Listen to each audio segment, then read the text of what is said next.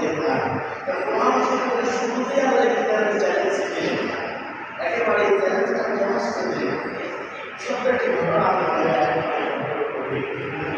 সেটি হলো আল্লাহ রাসূল সাল্লাল্লাহু আলাইহি ওয়াসাল্লামের নাজিল করলেন, অবতীর্ণ করলেন। তখন সেই সময়ে কোরআন সম্পর্কে আলাদা বিধান তৎকালীন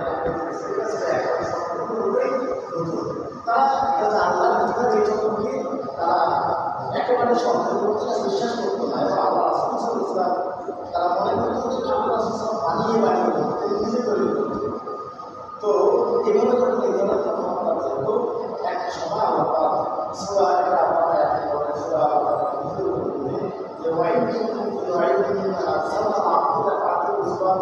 যে এখানে চ্যালেঞ্জ করে দেওয়া হয়েছে। আল্লাহ চ্যালেঞ্জ করার জন্য কিতাব সম্পর্কে সন্দেহ সম্পর্কে করছো, তোমরা বিশ্বাস করছো না, তাহলে আমি আমার বান্দাকে যে কিতাব নাজিল করেছি, এই কিতাব সম্পর্কে যদি তোমরা সন্দেহ সঞ্চয় করো, তাহলে সবাই একত্রিত হবে, একজন আরেকজনের সহযোগিত হবে।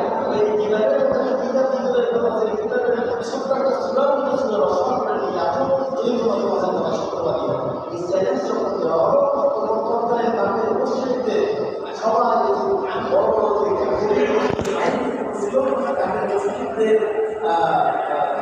পরামর্শ অনুযায়ী তারা সবাই একত্রিত হল এবং তারা সিদ্ধান্ত নিল যে আমরা এই কোরআনের মানে একটা আয়াতের হলো সুরার হলো আমরা সুরা রচনা করব।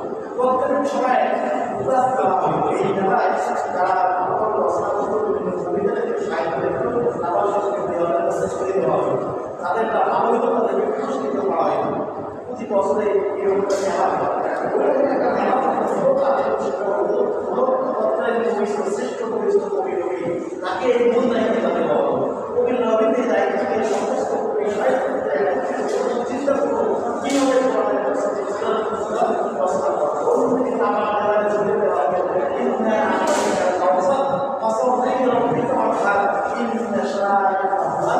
আপনাদের এই সুরাকে ঝুলিয়ে দেওয়া চ্যালেঞ্জ করাবো, কোরআনের সবচেয়ে তোমাদের কোথায় সত্যবা তোমাদের বড় সুরার দরকার এই ছোট সুরার রচনা করে তারপর আপনাদের ঝুলে দিয়ে প্রমাণ তোমাদের কোরআনকে মানতে করবে। এই যে যখন চ্যালেঞ্জ করা হবে অনেক চিন্তা ভাবনা করে একেবারে শ্রেষ্ঠ আপনাদের দেশে একটা কথা লিখে দিল, সেটা কাউসারের একটা আয়াতের মতো করে সাজিয়ে একটা শব্দ লিখে দিল, কাউসার